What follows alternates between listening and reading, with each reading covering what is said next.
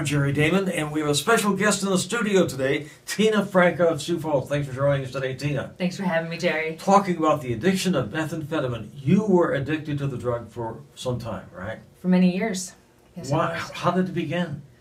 Well, I tried it in college at one of the college parties. Somebody had, oh, this will help you study. I tried it and it did. It did. But the flip side was that after you were off of it, I couldn't do anything. So I threw it to the side and I was like, I'm moving on. I graduated. I moved on with my life. And it wasn't until, 10 years later, 15 years later almost, that I chose again. I remember the day that I chose to try it again. I had been depressed. I'd been in an accident. I was in pain.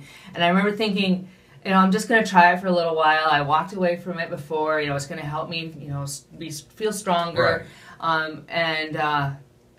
I guess it did, but it was all a lie. Because after I tried it for a little while, I couldn't go. I couldn't give it up. You were hooked. I was hooked. Yeah. After you start trying it, after you use meth for a while, not everybody becomes addicted the first time. But if you use it regularly, you will be addicted. You were sentenced to federal prison for 5 years. I was. What brought that about? Well, it was a conspiracy to distribute. It was a bunch of bad choices. You start thinking you can help people. And actually, I was arrested on my boyfriend's case.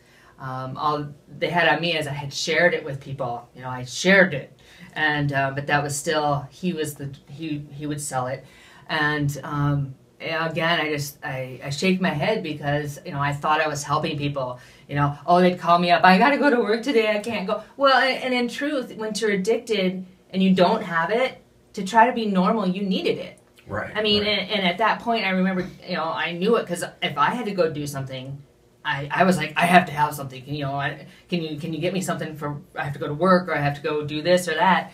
And you need it at that point. Yeah. Someone watching this right now, that person is addicted to meth. What message of hope can you share right now, Tina? Life is better on the other side. And you can get through it. It does take connection. It takes support.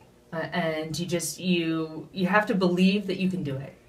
And you can do it. It is hard. And when you're addicted and you're in that dark place, it's hard to remember that you can have hope, that you can get over it, that you can get through it. But there's people who can help, and there's self-help groups. And as long as they know that, yes, I can do this, that there is life, that it doesn't have to be that dark and miserable and lonely, then they can get through it. How's your life today, Tina? My life today is great. I'm really active here in the community. I've learned the value of reaching out and speaking with people and doing things in the community to help promote healthy lifestyles. I'm involved with my children's lives. I'm in college now. I'll be graduating next spring with my degree in addiction studies, so I can continue the work. I hope to get my master's. One of my professors says that that's what she thinks I ought to do.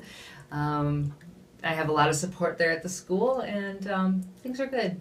Tina, thank you for making a difference. I really do try. And being with us today. Thanks, Jerry. I'm Jerry Damon.